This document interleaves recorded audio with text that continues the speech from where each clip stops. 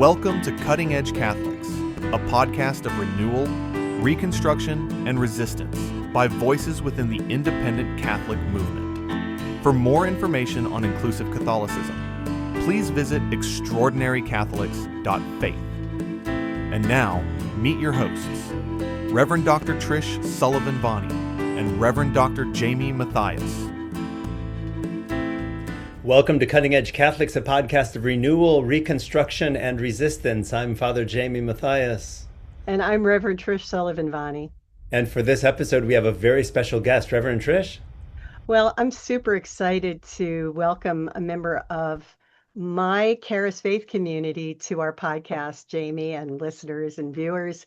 Hugh Truempi has been in my life for a few years now, having found the Charis community while he was home visiting with his folks.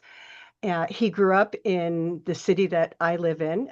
He is a contemporary of my adult children, and I'm just very moved and excited by the work he's been drawn into over the years. You and my kids grew up in, as did a number of the young adults who are connected to Charis, grew up in a really beautiful, progressive, inclusive Roman Catholic community that really understood that our faith is not something that's captive of the sanctuary. We all might remember those "What Would Jesus Do" bracelets, that we were the generations putting those bracelets on our kids. And I feel very strongly that my children and the children of other people in this community, and definitely from everything I've seen about Hugh, understand what Jesus did and why it's important for us to do it now. Particularly in the time we're in. So Hugh grew up here, went off to Creighton, studied with the Jesuits. I'm going to ask him to tell a little bit more about his story. But over the years, he's been drawn into working for justice for migrants. We have quite a few in the state of Minnesota. We have a lot of undocumented workers who come here to help us with our agricultural and our packing industries in mostly southern and central Minnesota. He's now down in San Antonio, Texas, working on a master's degree. And I just want him to tell a little bit of his story. So welcome you. I'm just going to do that and let you tell us a little bit about who you are and how you first ended up in Texas, and then you ended up coming back. And I know you were connected to a really important Catholic ministry down there that was working very actively with folks. So tell our listeners more about who you are. Thanks, Trish, and thanks, Reverend Jayme, for having me on the podcast. I'm excited to have this conversation with you all. And just to clarify, so Texas is a big state, and I'm in El Paso, not San Antonio, which is I'm sorry. Okay, maybe about 9-10 hours apart. But people mix them up. Jersey girl, what can I tell you? It's like a big blur down there. Yeah. El Paso, Texas is on the U.S.-Mexico border, so it's a brother sister city to Ciudad Juarez, which is they're basically one city with the border fence going in between the two. So yeah, as Trish said, I was born and raised in Minnesota, and I went to college at Creighton University. And the Jesuits there's a phrase that gets tossed around called "you're ruined for life" when you spend enough time with the Jesuits. And I would say that that described my journey in college pretty well, being exposed to Ignatian spirituality and a faith that does justice. And part of my time at Creighton included an opportunity to go down to the U.S.-Mexico border the fall of my senior year on a 1-week immersion trip of listening and learning from folks that are doing work, boots on the ground there. And it was with a small group of students. And long story short, I had a really, really moving experience. We got to spend a day at a migrant shelter and ended up having a conversation with a gentleman, a guest there from Honduras, who was there with his 3-year-old daughter. And he started sharing his story with me. It just seemed like in that moment he needed somebody to hear him out. I wasn't asking, I wasn't probing, but I was just there present.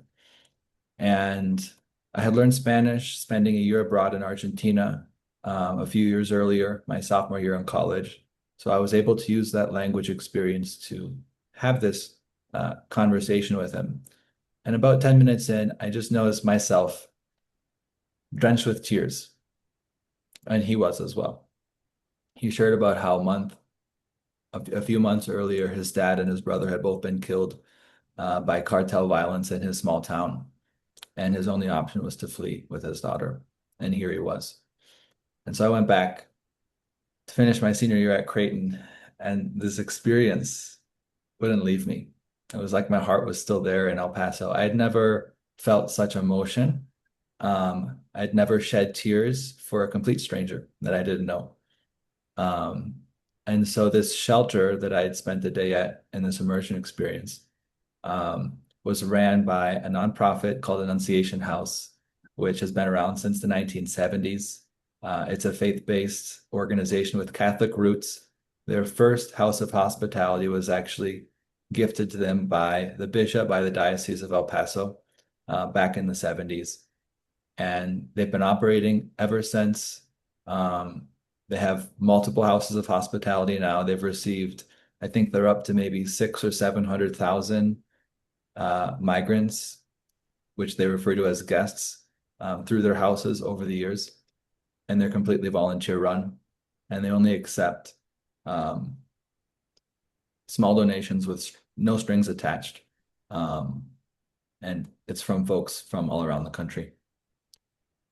So as I was discerning what to do after college, the only thing I could really imagine myself doing was going back to El Paso and working as a volunteer for Annunciation House. So that's what I did. And I spent a year there. And I worked in 3 different houses, one in Ciudad Juarez, Mexico, and then 2 in El Paso. Spent a few years away from El Paso, and then moved back a year and a half ago. And I discerned that I really want to kind of professionalize this vocation that I feel for serving others and working with people, and that social work as a profession is the next best step for me. So I'm doing a master's in social work at UTEP, which is the University of Texas at El Paso, and I just finished my first year. Hugh, what a delight to have you with us as one who is ruined for life myself and who now pastors a Mexican and Mexican American community here in Austin, Texas.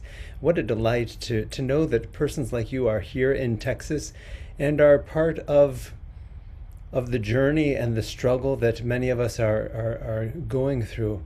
I'm really touched by the story of your initial encounter there. You know, many people have opinions about the US-Mexico border. Far fewer people have actually spent meaningful time there. My question for you, Hugh, is what were some of the greatest surprises for you during some of those initial encounters that you had with people along the border? You shared the very touching story that you had of the one gentleman that you met. But I'm imagining that there were just other surprises that really opened your eyes to realities that maybe differed in quite some way from Eden Prairie, Minnesota, and the spaces in which you were raised. Yeah, that's a great question. My time on the border seems to be continually filled with surprises. And during those initial months, the work at Annunciation House was unique in that the volunteers live in the houses and share life and meals with the guests. And that really creates for an environment where deep friendships and encounters can happen. And there's a reciprocal element to this sort of accompaniment where we're cooking together. And as volunteers, we're receiving just as much, if not much more than we're giving. And so in those encounters, I remember being continually amazed by the strength and resilience and faith and hope of the guests that I got to sit across the table from and listen to their stories of hardship, often of violence, suffering, poverty, persecution, and trials that would be hard for me to even imagine, and then to witness their strength and their hope and their faith and their resilience was so inspiring because I almost didn't know how that could exist in a person. But just knowing that it can was inspiring and gave me a lot of hope.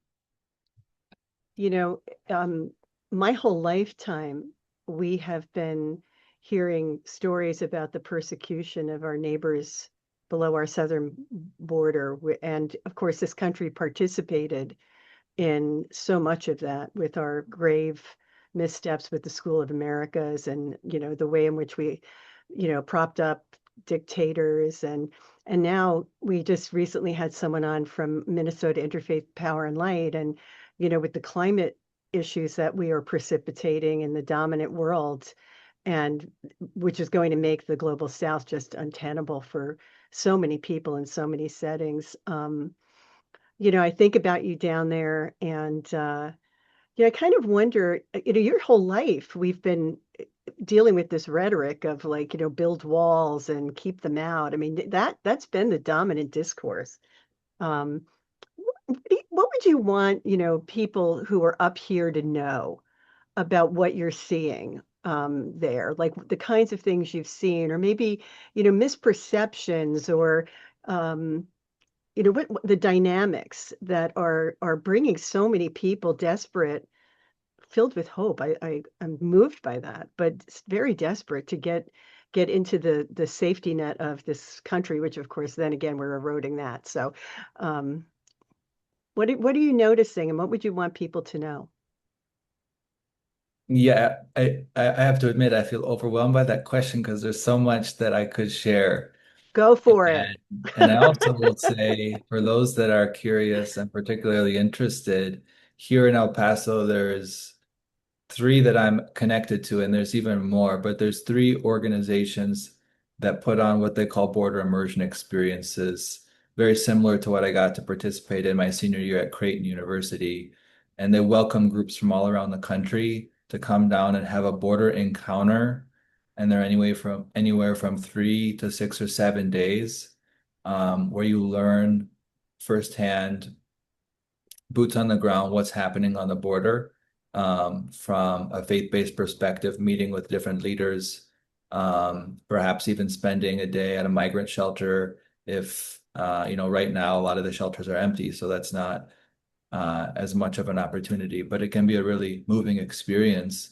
And so keep that in mind. But I think to answer your question, um, there is this national rhetoric around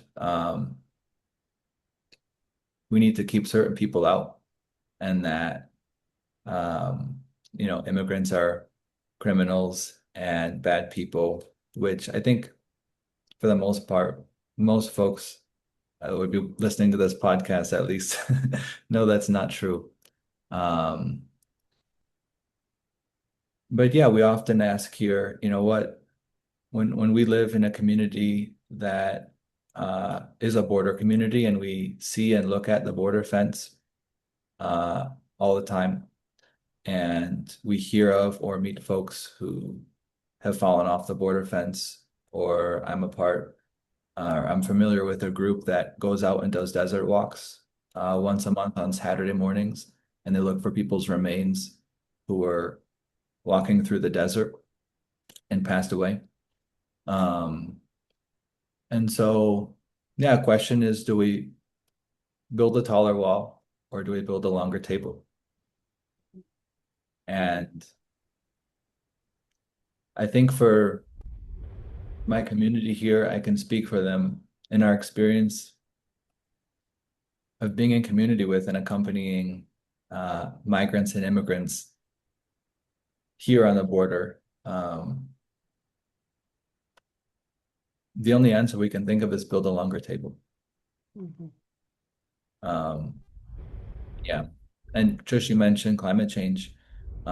And that's something that's not being talked about enough, this intersection between climate change, border militarization and how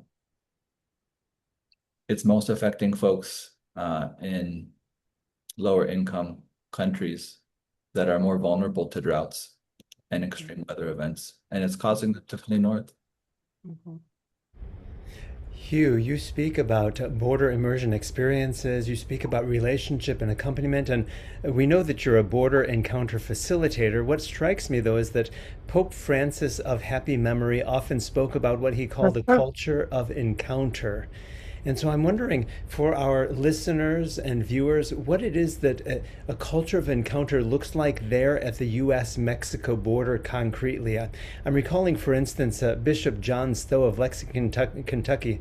Before he was sent to Kentucky, he was the vicar there in El Paso, and he would tell stories of how it is that they celebrated Mass, for instance, somehow with like people gathered on the U.S. side and the Mexican side of the border fence, but somehow participating in the same liturgy. So maybe if you could help us to understand what does it, using that term of Pope Francis, a culture of encounter, what encounter looks like with our siblings from Mexico and nations south of our U.S. border there at the U.S.-Mexico border. Yeah, I love that question. And I think Pope Francis's culture of encounter really inspired the name of the Encuentro Project and inspired the founders of Encuentro Project to create this organization that facilitates border immersion experiences for groups from all around the country. I got to be a part of their team for a year and a half. I recently stepped down because I need to focus more on my grad school. But it was really a privilege and um, a profound experience to help walk with and facilitate this experience for other folks that for me was so powerful and really changed the course of my life. And so yeah, I think that the culture of encounter shows up in so many ways here on the border, especially within the faith-based circles. There's El Paso tends to be a really welcoming community to migrants, and I think in part that's due to the fact that it's an immigrant community and it's 85% Hispanic. And so people can really relate to the experience that migrants are having. And also, it's a really Catholic community.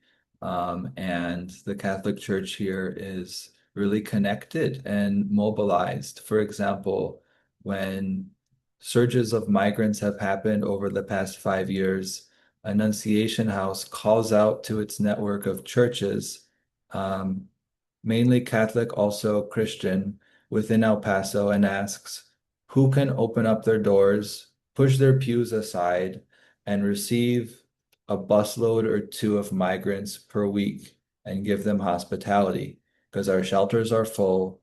And if we don't receive them, they're going to be released onto the streets. And churches step up, parishioners step up, priests and pastors step up.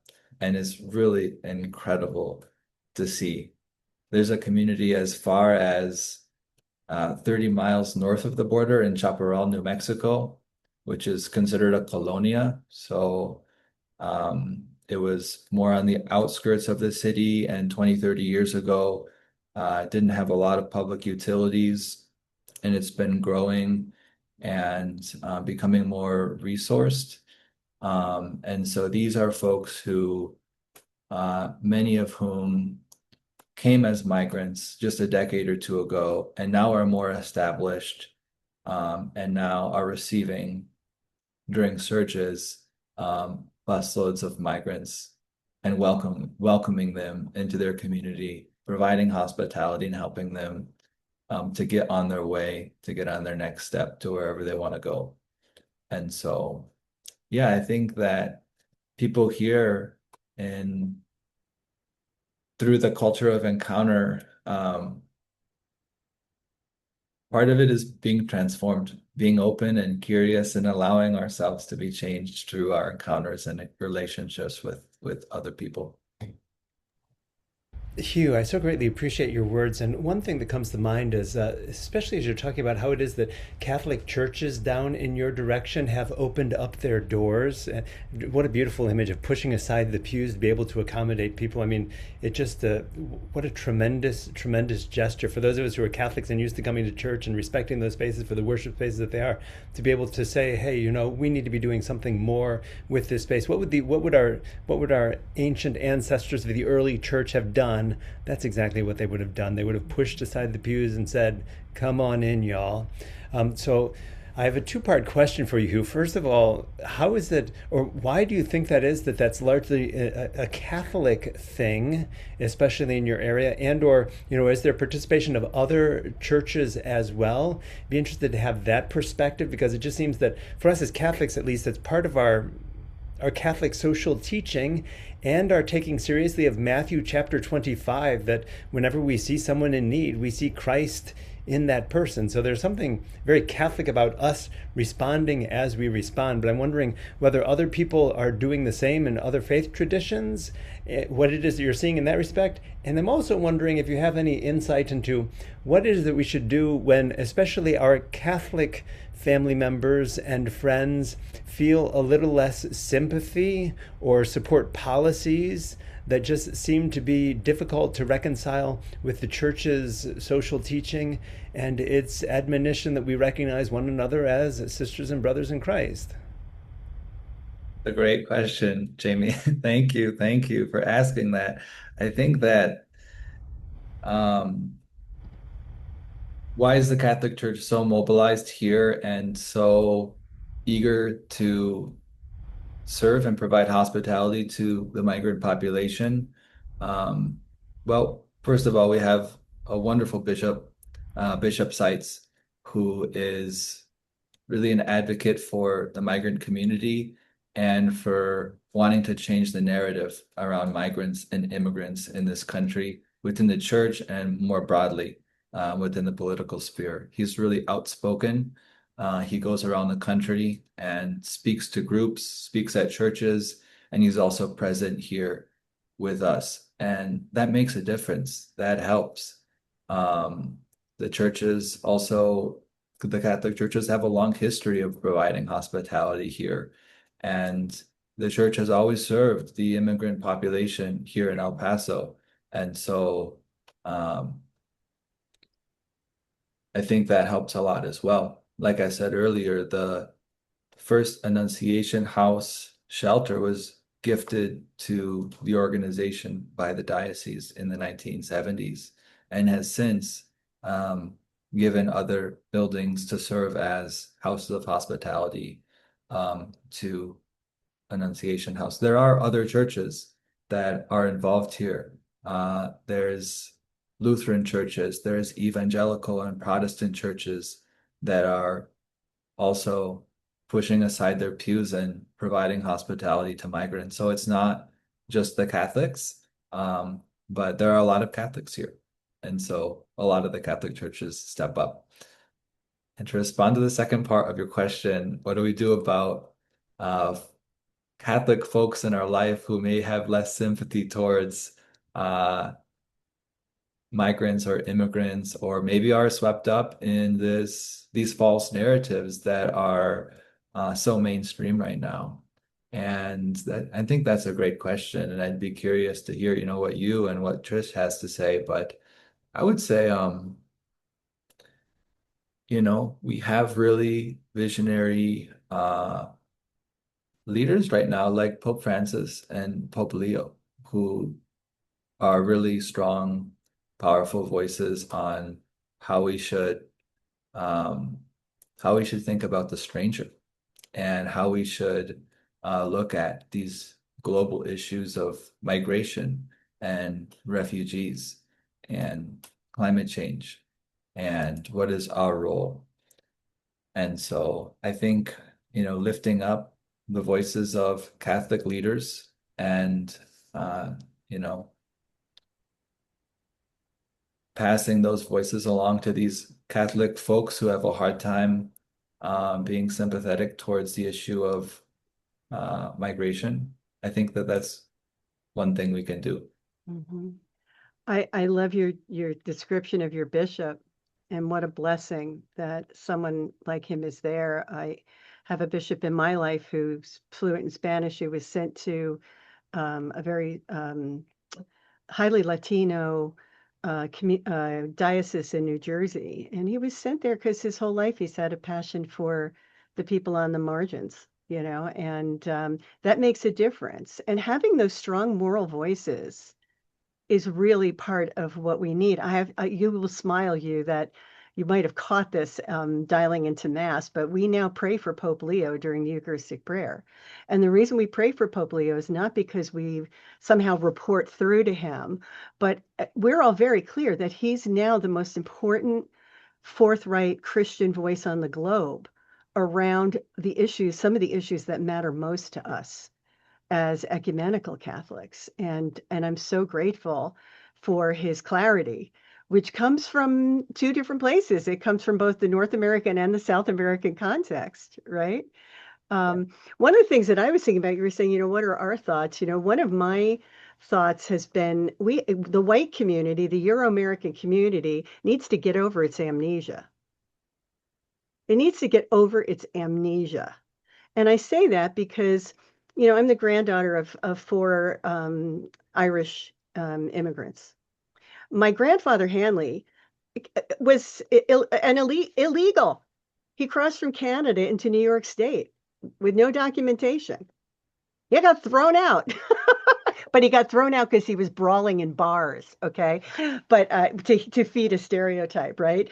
But I know, because I lived with those people. I know their story of oppression and their story of the loss of their language and their story of the loss of their freedom to worship and all the things that had them long with all their hearts to come to this country.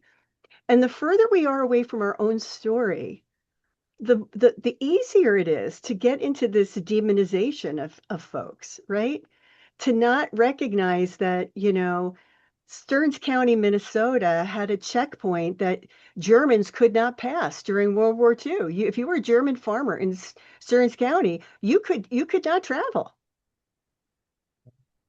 And people they're just checked out with, like, not remembering that we too, it's like we need the Seder experience and the community experience. We too were slaves in Egypt, right? And with a strong arm, you rescued us from our enslavement. And I think until we start recovering more of that, um, we're just going to be able to keep othering and othering and othering people. Jayme, your thoughts? I'm simply intrigued by the fact that we live in such a divided nation right now on certain issues where words like immigrants or, well, in my daily Substack this morning, I use the word aliens because there's now this film out, Disclosure Day, which speaks about aliens. And so I talk about how it is that, instead of us focusing on these supposed aliens that have been coming to Earth and being hidden from us by the US government, why don't we talk about I hate to use the word, but the aliens that we've been othering, our siblings who come to us from south of the border. And so there's just something about this moment in which we're living where our immigrant siblings have been reduced to numbers and statistics and political slogans and have been brought up over Thanksgiving conversations more recently than they have in the past, and are dividing families and people of faith. And there's just we are in a moment in which we need healing, it seems, as individuals, as families, as a nation, more than ever. So I'm just very intrigued by these times through which all of us are living, which perhaps brings me to my next question, Hugh, which is that for our listeners, if every Catholic in the United States, or let's even broaden it, if every person in the United States could come to El Paso and see the situation for themselves, what would you want them to see? What would you want them to experience? Many people are so far from the border reality. What in particular would be something that might help to open the eyes and or the hearts of people if they were to come to a place like El Paso, Texas? Yeah, great question. Um, well, it brings me back to the first story I shared of this encounter that I had with a gentleman from Honduras who came with his 3-year-old daughter because his dad and his brother had been killed in their town within a month, and he was targeted. To see who these people are and to hear their stories and to meet them and to see how a community can come together to welcome them, to be in communion with them, to encounter them, and how that can be mutually beneficial for both parties. And I wonder you if you could share a little bit about your experience here in Minnesota with the guys who self-deported. Because, one of the things is that it'd be amazing if we could all go to El Paso.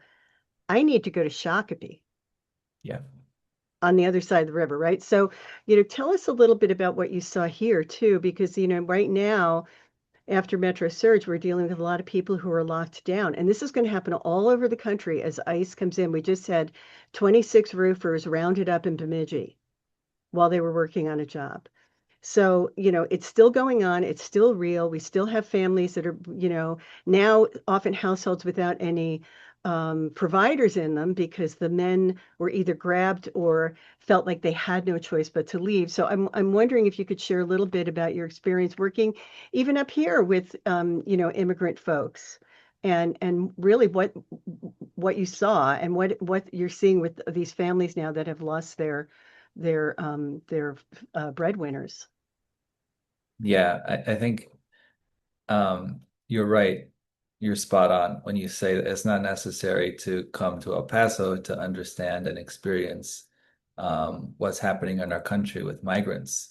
Um, in Minnesota, for example, the migrant population is located in many parts of the states, and probably most parts. And so I stay connected to a lot of immigrants and migrants in Minnesota that I know.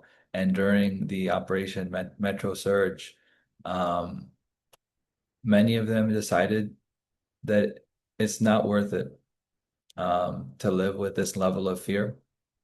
And I'm going to opt to leave and go back. Um, Others stuck it out. I had one friend who said he was locked up in his apartment building for 3 days. There were federal agents surrounding it on all sides. Eventually they left and he's okay. Um, so, so yeah, folks in Minnesota are really affected by what's going on, and there's ways that we can support them. And it's all over the country. So, I just was on a call with a rabbi friend in Montgomery County, Maryland, and the clergy are all bracing for the move of, DC has been very bad recently. Now they're waiting for everyone to come in. New Jersey, which is my home state, very bad. And so it really is something for all of us to be aware of and to ask the question, where is this happening right now, right near me? And what's my role? What's our role as a collective?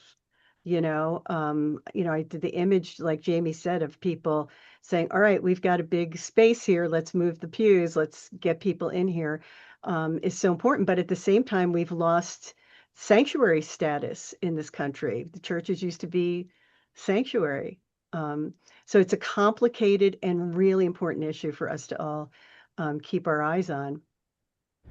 Here in Texas, even, Hugh, I'm very connected to the public school scene here in Texas with an organization that serves the 2.9 million Latinx students in our Texas public schools. But even as I throw out a number like 2.9 million, I'm aware of the fact that our Texas public schools are going through big enrollment declines, largely because of factors like the self-deportation of families who are choosing, rather than living in a place like these United States of America at this time in history, that's better for them to step out and for the sake of their families and their safety, to be outside of this nation, at least for a time. So it breaks my heart. I serve a principally Mexican and Mexican American community here in Austin, where, to hear their fears and to accompany them, in various ways, it's heartbreaking, absolutely heartbreaking, which is why we just so greatly appreciate you and all our friends at the border who are helping with so many issues. Hugh, we've come to a point in our program where we have a time of rapid fire questions. So once we go to Trish for a question, what we'll do is we'll have a rapid fire time of questioning, which we call our Cutting Edge Catholics Questionnaire. Trish, go for it. So I want to end on a kind of positive note because this Uh-huh. is heavy, and I think one of the things that can paralyze us is this sense of scale and feeling like we're powerless. And we're not as powerless as we think we are. But one of the things I wanted to ask you is how do you stay spiritually full as you do this work? Like, what have you learned about, like, what are your practices? What do you do so that you maintain your spiritual and physical resilience as you're doing this work, as you're preparing for this work? Would love you to share some of that with the listeners. I love that question. And the first thing that comes to mind is surround myself with a community that supports me and that I support and I feel connected to. That really helps. Also, one thing I love about being in El Paso is that we have beautiful mountains surrounding the city. And so going up and walking in the mountains, especially during sunsets, we get beautiful sunsets here in the desert almost every night, really fills me back up. So time in nature and community are the two biggest ones. And you are a yogi. Yes. I'm gonna have you highlight that because we all have spiritual practices that also help center us and ground us in our bodies and in our spirit. Yeah, and that's really important. And I would say for me, walking in the mountains is a spiritual practice. And my yoga practice is also a physical and a spiritual practice that I do every day in the morning. And it also is vital to me filling my cup back up and feeling the best that I can. And this was one thing that I noticed was particularly important when I was living and working in migrant shelters back in 2020 and 2021. So much so that after I left, I said, I have to explore this further and take a deep dive into this specific practice because it's been so helpful for me living in a really intense and challenging situation. And so I went to Latin America, first to Colombia, and I did a yoga teacher training where I learned more about this practice and how powerful it is. And then I did a few more trainings and started teaching for a while. And so now I'm discerning how might I bring that practice to this community here and offer it in a way that could be helpful for other folks. And my focus right now has been more on grad school, but that's still a desire of mine. Hugh, we've come to the time in our broadcast where we have a set of 12 rapid fire questions that we call our Cutting Edge Catholics Questionnaire, where you simply respond with the first thing that comes to mind. So if you don't mind, I'll launch into these 12 questions. This is our Cutting Edge Catholics Border Justice or Immigration Justice Edition. Are you ready, Hugh? Yes. Here we go. Coffee, tea, or something stronger, Hugh? T. A favorite saint?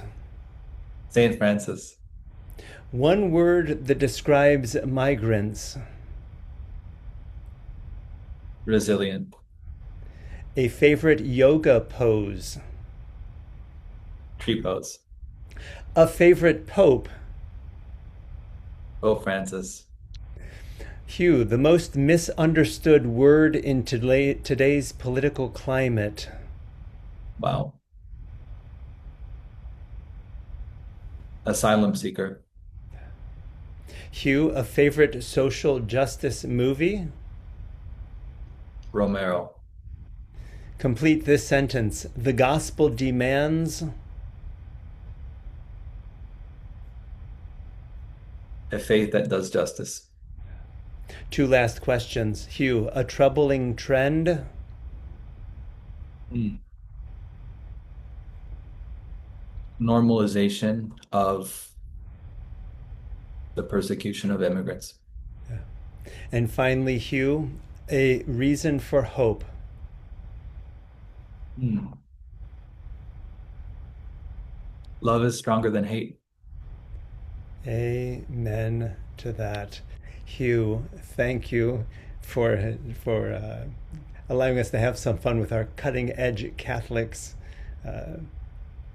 Questionnaire, Immigration Justice Edition. We've come to the point in our podcast here where we tend to share some last words. If you don't mind, I'll share some last words first, and then we'll go to Reverend Trish, and then we'll allow you to have the last word for our listeners. I just want to say thank you, Hugh. On behalf of all of our listeners, especially those who are far from the border and far from the reality, we hear all sorts of rhetoric at the national level, even at the international level sometimes, about immigrants, about our siblings from other nations, about refugees, asylum seekers, etc. So it's just something refreshing to know that there are persons like yourself who have a heart overflowing with love and willing to help us to open our eyes and our hearts to see and to feel what it is that you all see and feel among our siblings there. So thank you for all that you're doing. Thank you for being in the fight. Thank you for journeying with our siblings in those encounters that you are having and sharing with us. Really, really appreciate you. Reverend Trish? Well, it's really a treat to have you on, Hugh. You know how I cherish you, and I cherish your energy and your vision and the depth of your commitment. Because, I think when anybody puts like a stake in the ground and says, "Here I stand, I can do no other," it gets the attention of everyone around them. So even just having you in our community, that people know this issue exists, Hugh's engaged, we need to stay engaged as well. I think the fact that we all knew you had an impact on our willingness to step up during Metro Surge.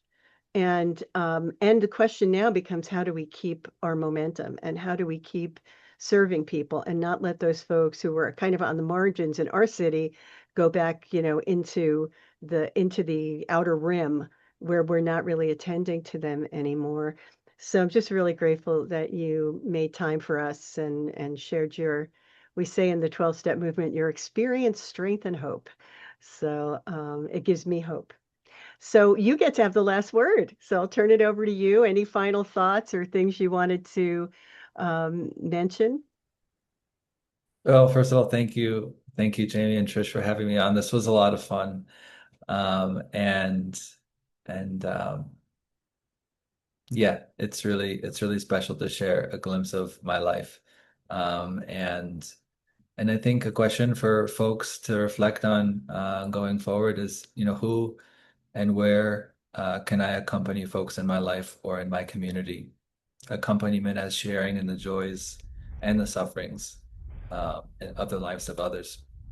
Because for me, accompaniment has really changed and transformed who I am. So I'll end there. Thank you, Hugh Truempi, border encounter facilitator, migration justice advocate, and now graduate student in El Paso, Texas. And thank you to our listeners as well. Thank you for joining us for Cutting Edge Catholics, a podcast of renewal, reconstruction, and resistance. I'm Father Jayme Mathias. And I'm Reverend Trish Sullivan-Vani. Let's advocate for migration justice.